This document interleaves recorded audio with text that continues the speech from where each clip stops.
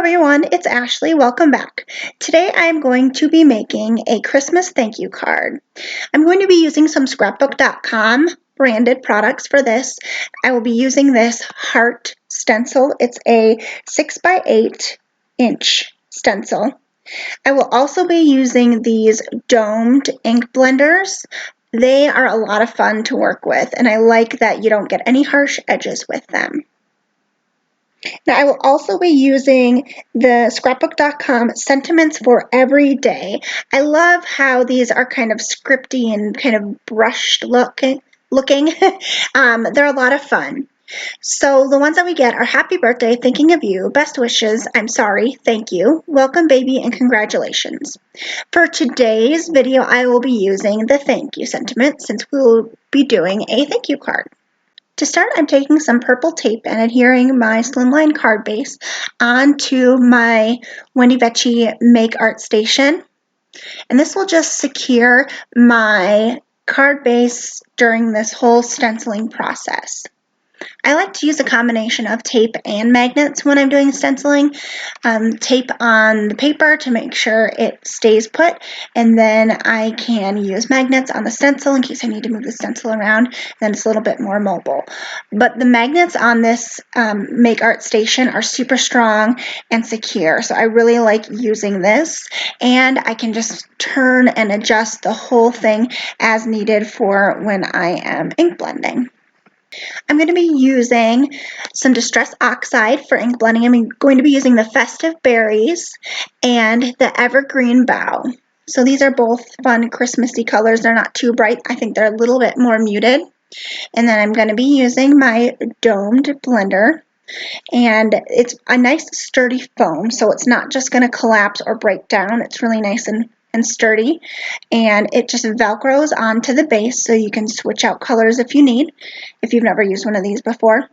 I really enjoy using this. So what I'm going to be doing is kind of dividing this in half. The top half I'm going to do the red color, and the bottom half I'm going to do the green. So I'm just going to pick up some color on that, you can see, and then I'm just going to start blending it in to all the little hearts. This larger stencil was designed so that you can use it vertically, horizontally, or diagonally, or any way you choose. And I use it a couple different ways that you will see coming up. And if you don't have Distress Oxides, don't distress. You can use paints, chalks, gels, markers, pastes, anything that you have will work, even crayons.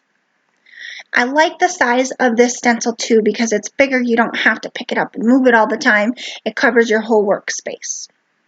I did add some more purple tape on the top there since there was a little bit of paper peeking out. I didn't want to get ink on that by accident.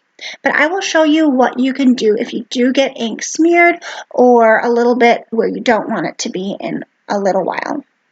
Next, I'm coming in with my Evergreen Bough.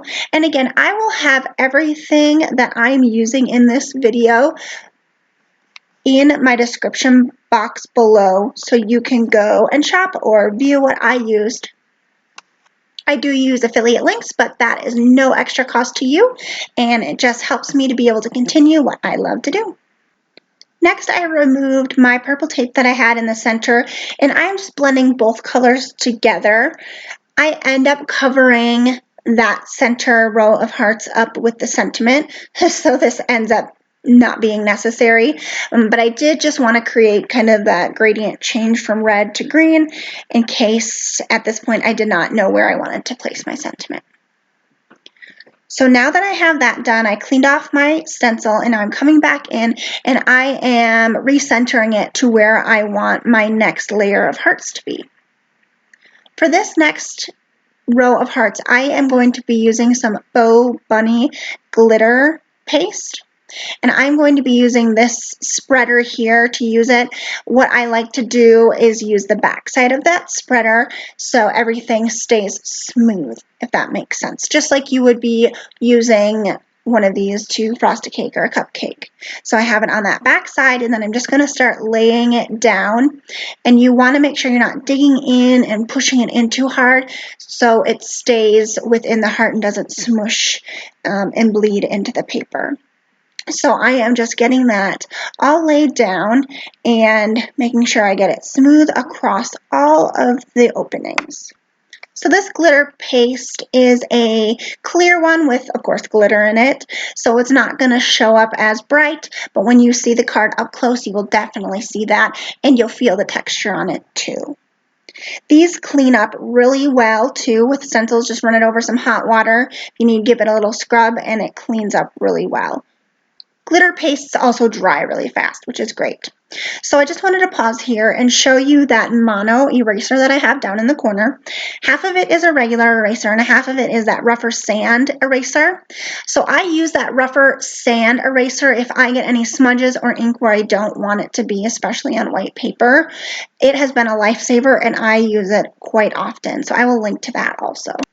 So now I've taken my stenciled card base and put some double-sided foam adhesive on the back, and then I'm just putting some liquid adhesive over the top. You don't have to do this, but what this does is it helps give you a little bit more wiggle room, a little bit more time before that dries to get it on top of your card base, which is this red glitter cardstock here.